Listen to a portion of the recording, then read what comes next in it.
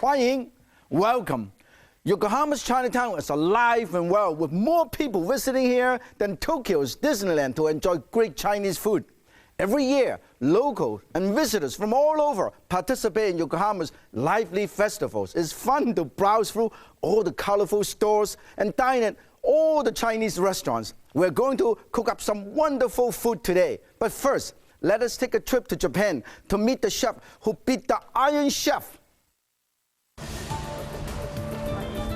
Two gateways mark Yokohama's Chinatown. In Chinese, they say heaven and earth. You can say that Yokohama Chinatown is located between heaven and earth. Yokohama has Japan's oldest and largest Chinatown. It's a little Chinese oasis in the middle of a busy Japanese seaport. Chinese immigrants began arriving back in the 19th century, when Yokohama was one of the very few places in Japan where foreigners were allowed to settle. This last picture shows the Haiqinglou restaurant, and it's still here on the same street.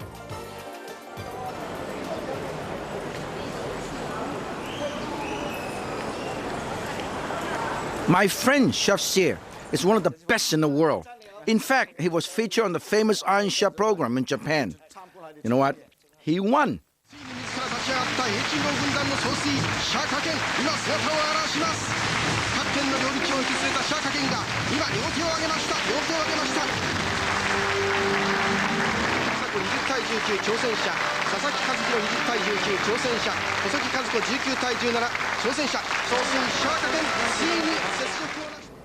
And here are some of the reasons why.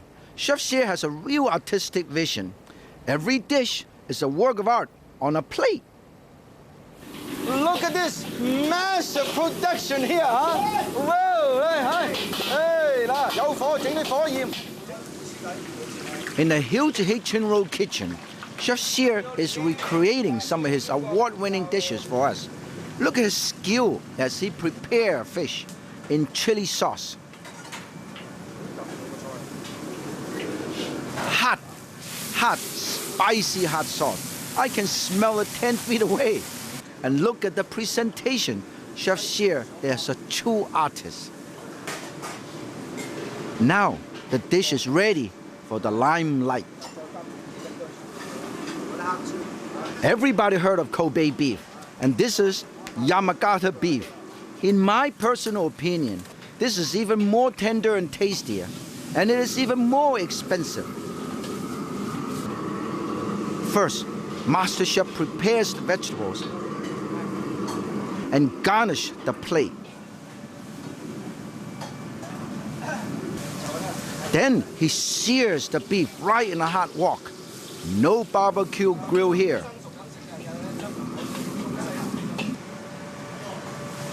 Slice it up. Look at how tender and juicy it is.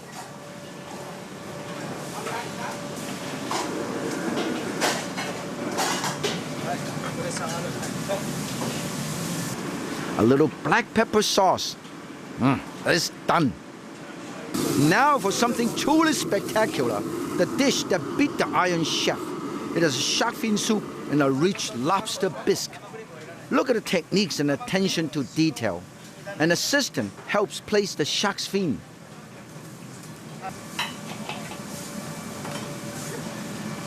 Chunks of lobster meat goes into the wok. The bisque is added to each individual serving.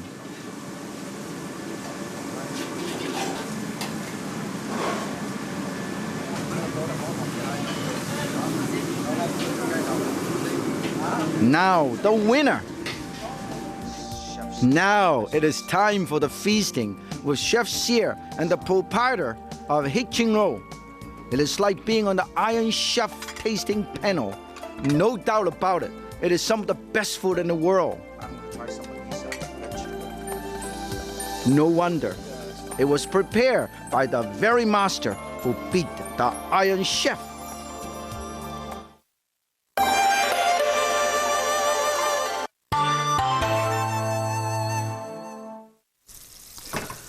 I'm trying to recreate something I learned from Chef Sear from Yokohama.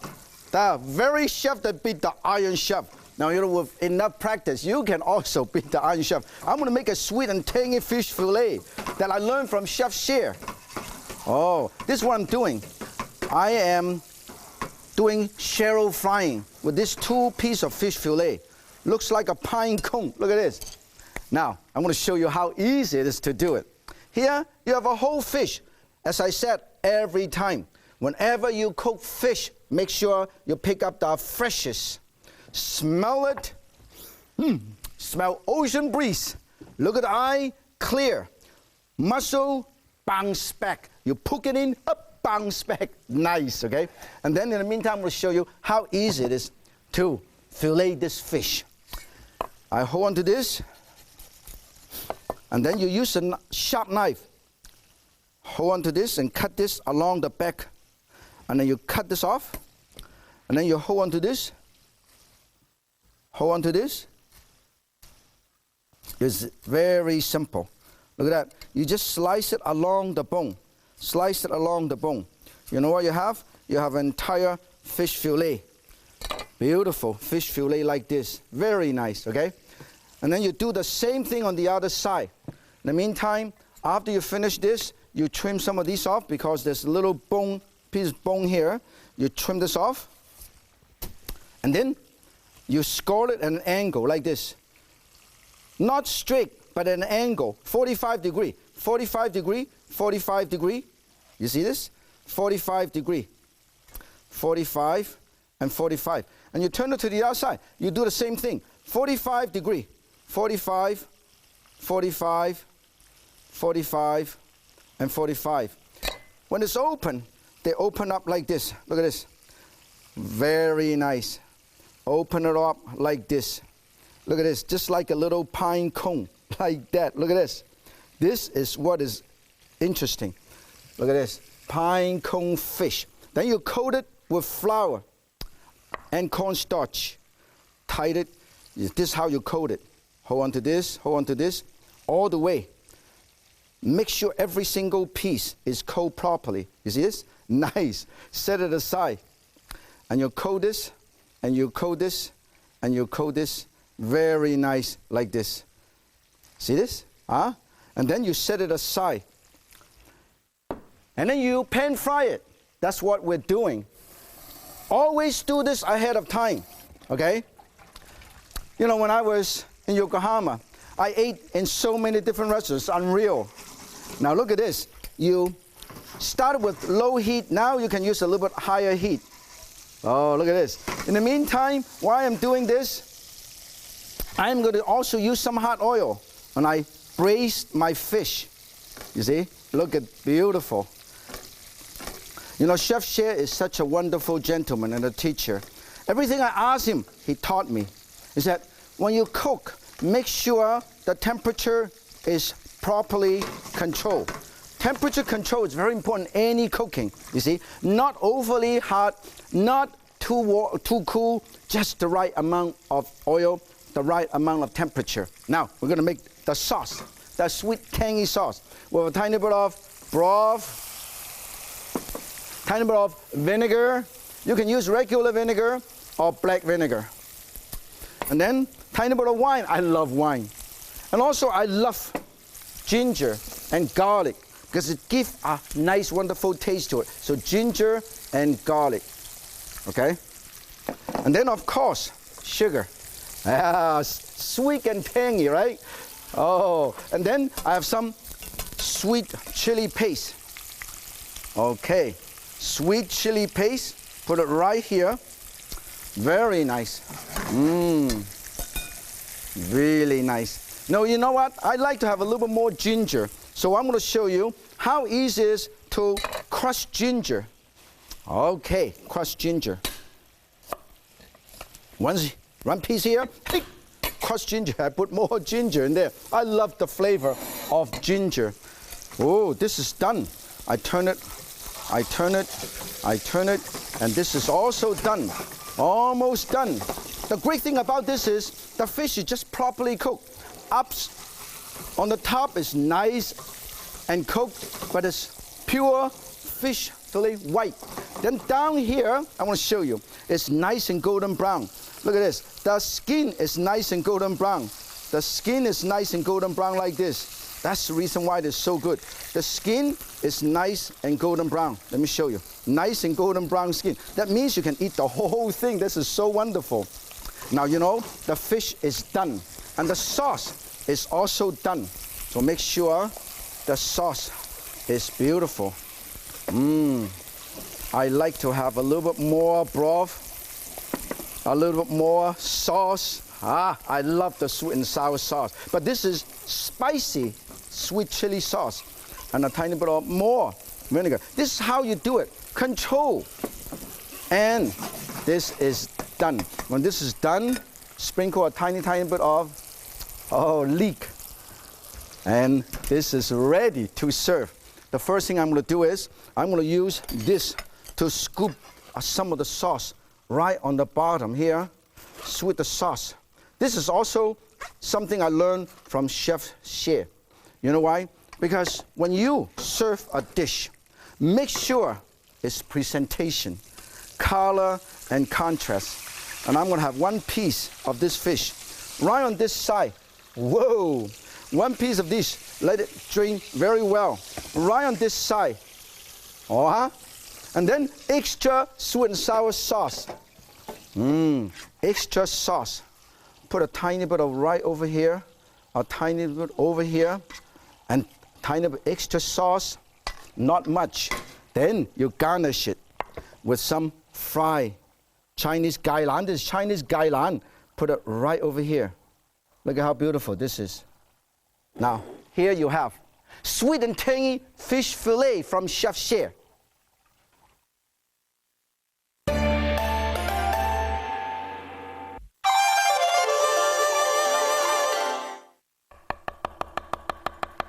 I'm going to dice some bell pepper to make another dish that which the first time I tasted in Hichinlo in Yokohama Chinatown, prepared by Chef Xie.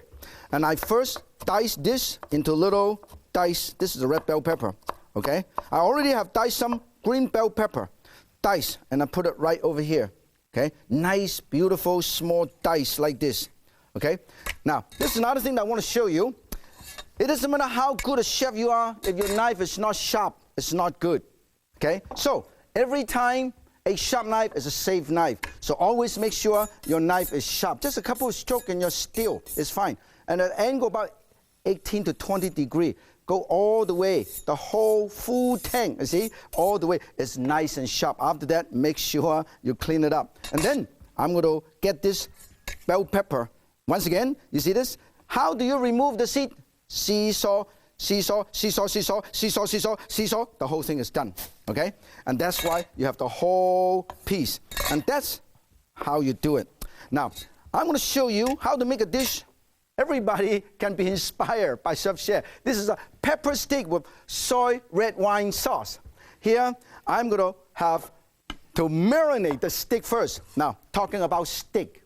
Everybody know, if you're Canadian, some of the best beef is from Alberta. Alberta beef is great because it's corn fed. If you happen to be in Kansas City, Kansas beef is very, very good. And then in Japan, they're always famous as Kobe beef and Masasaka beef, a lot of marbling. But first thing you do is you push a tiny bit of freshly ground pepper, tiny bit of salt, just a tiny bit of salt. And then you want to make it nice and golden brown when it's pan fried. This is my recommendation. I learned it from Chef Xie too. Brush a tiny bit of soy. This way, when you brown, it's beautifully golden brown, okay? Beautiful, nice, and see this? And then, once again, put a tiny bit of crushed pepper, okay? Tiny bit of extra salt, tiny bit of cornstarch to help to seal the juice. Okay, and then we're gonna pan fry this, okay? First, I have used a tiny bit of oil, not much. Particularly if you have Kobe beef, no oil necessary, okay? When I was in Hichinlo, Chef Xie cooked me some of the wonderful beef. You know, you don't even have to have oil. Look at this. I lightly score the fat part, okay? And I put this right over here. And I put this over here. Look at that, nice and golden brown. Use medium heat. In the meantime, I'm going to show you how easy it is to cut up the rest of the ingredient. I have red bell pepper, onion, and green bell pepper, and I have some mushroom. Whenever you use shiitake mushroom, whether it's fresh or dry, remove the stem, okay? Soak it when it's dry, and then you either slice this in half. Look at this. Slice this in half, like that, and then you julienne this. This way, when it's cut, it's a much smaller pieces. Or you do it like this. You just press it. Look at this. And you go, ha-ha! Look at that. Or do it again. One. You see this? Cut it up like that. So you can do it either way. And then you slice, slice, slice. We're gonna make a nice red wine sauce with soy sauce, okay? This is beautiful. We'll put this right over here. And this is the sauce we're gonna make. Oh, let's check it out. Use the chops. Look at how beautifully golden brown. Look at that. Huh? Sears the meat and seal in the juice. In the meantime, we'll make the sauce. Put a tiny, tiny bit of oil. Not much, just a few drops of oil. Some extra freshly crushed bell pepper. Freshly crushed pepper, not bell pepper. This is bell pepper. When you get excited, you get all confused. You put all of these in. Okay, freshly crushed black pepper. Toss, toss, toss, toss. Put a tiny bit of soy sauce. Okay. Put a tiny bit of red wine. Whoa, very unique. A few drops of Worcestershire sauce just to enhance the flavor. Tiny bit of broth. Tiny bit more, and then a tiny bit of a dash of sugar. Because in Japan, they like to make something slightly sweeter. And then you make the sauce, bring it to a boil, and then you can thicken this up. It's very simple. This is nice and beautiful, okay? While I'm making the sauce, I'm gonna show you how easy it is to cut up the piece of beef. And why I scald the fat, because when you scald the fat a little bit, this is beautiful. When you scald the fat a little bit, they don't curl up, okay? You butterfly this. If you can actually cook a whole piece of beef this big, but you have more people, all you have to do is butterfly. Look at this, butterfly this, and then you can have half. And then you see the fat on this side, you cut it, cut it, cut it, and cut it. So this way, when you curl, they don't curl up a little bit, okay? We'll put it over here, and then you are going to serve the whole piece, okay? First, we have this sauce right on the bottom. More of this broth, and this is done. We're going to put this. I'm going to serve these right over here. You can serve the whole piece of steak. This is what Chef Sear does, particularly when you do it in America and Canada and a lot of places, Australia. You can serve the whole piece like this. You can serve the whole piece like that. Look at this. Here we have, make sure some garnishing on both sides. So beautiful. And here you have it. Pepper steak in soy red wine sauce.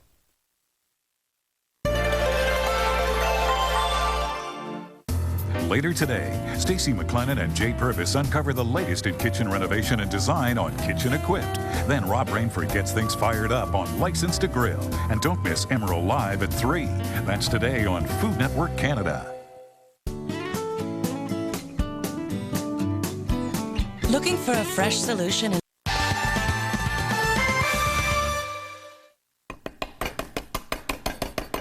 Hey, crush. I'm crushing the rock sugar. If you don't have the big cleaver, you can use a hammer, okay? Or rolling pin. I'm doing a classic dish.